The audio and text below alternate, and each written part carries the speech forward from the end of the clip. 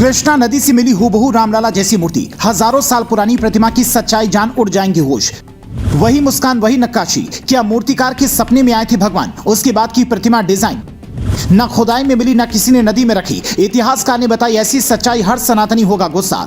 इधर सीएम योगी ने ज्ञानवापी का जिक्र किया, उधर साक्षात भगवान शिव प्रकट हो गए। उनके साथ भगवान विष्णु की ऐसी प्रतिमा मिली जिसे देखकर लोग हैरान हैं। खासकर जो लोग सनातन धर्म की प्राचीनता पर सवाल उठाते हैं, उन्हें ये फोटो ध्यान से देखनी चाहिए। कर्नाटक से आई ये तस्वीर बिल्कुल अयोध्या में स्थापित रामलला की मूर्ति की तरह है। चेहरे पर वही मुस्कान, मूर्ति की लगभग वैसी ही नक्काशी जैसे रामलला की मूर्ति की चारों तरफ भगवान विष्णु के 10 अवतार का चित्रण किया गया है। 1000 साल पुरानी मूर्ति में भी ठीक ऐसी ही तस्वीर दिख रही थी। भगवान विष्णु की 4 भुजाएं, ऊपर के 2 हाथों में शंख और चक्र, नीचे के 2 हाथों में वरदान की मुद्रा, ये बता रही थी कि सनातन धर्म का इतिहास कितना पुराना है। ये प्रतिमा जिस जगह से मिली है वो है कर्नाटक का रायचूर जिला। मीडिया रिपोर्ट में दावा किया जा रहा है कि वहां के शक्तिनगर के पास कृष्णा नदी पर पुल बना रहे मजदूरों ने आवाज दी कि यहाँ मूर्ति है। जब ठेकेदार और इंजीनियर पहुंचे और मूर्ति को निकालकर नदी के पानी में धोया तो सबकी आंखें खुली की खुली रह गईं, क्योंकि ये प्रतिमा बिल्कुल अयोध्या में स्थापित रामलला की प्रतिमा की तरह थी। कई लोगों को तो ये लगा कि कर्नाटक के पत्थर से भगवान राम की मूर्ति बनी है और 500 सालों का वनवास समाप्त हुआ है,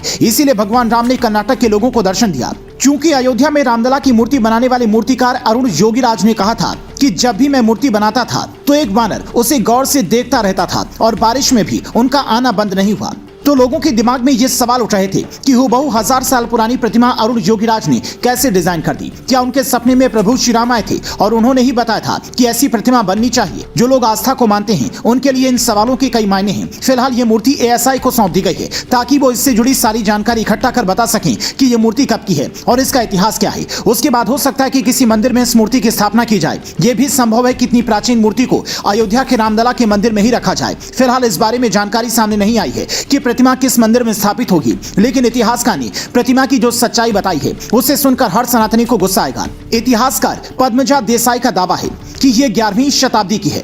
कल्याण चालुक्य राजवंश के शासन के दौरान यह प्रतिमा बनाई गई होगी। कभी यह मूर्ति किसी गर्भगृह में प्रतिष्ठित रही होगी। उन्होंने कहा कि संभवतः इन मूर्तियों को आक्रांताओं के हमले से सुरक्षित रखने के लिए नदी की तलहटी में डाल दिया गया होगा। इस्लामी बहमनी सुल्तानों और आदिल शाही सुल्तानों से बचाने के लिए नदी की तलहटी में छुपाया गया होगा। प्राचीन काल में ऐसे कई किस्से सुनने को मिलते हैं जब भगवान की मूर्ति नदी में छिपाई गई ताकि उसे खंडित नहीं किया जा सके। भगवान विष्णु की प्रतिमा के साथ साथ जो शिवलिंग मिला है उसे देखकर साफ पता चल रहा है कि ये किसी बड़े मंदिर में स्थापित रही होगी। अब ये प्रतिमा क्या भविष्य में काशी में स्थापित होगी, ये भी बड़ा सवाल है। फिलहाल काशी मथुरा का मामला अदालत में लंबित है, लेकिन जिस तरह से SI की सर्वे रिपोर्ट में हिंदू पक्ष का दावा मजबूत हुआ है और सीएम योगी जिस तरह से बार बार ये कह रहे हैं कि हम सिर्फ 3 जगह मांग रहे हैं, उससे पता चलता है कि अयोध्या की तरह ही काशी और मथुरा वाले मुद्दे का समाधान भी जल्द होने वाला है। आप इस बारे में क्या सोचते हैं? कमेंट कर बताएं।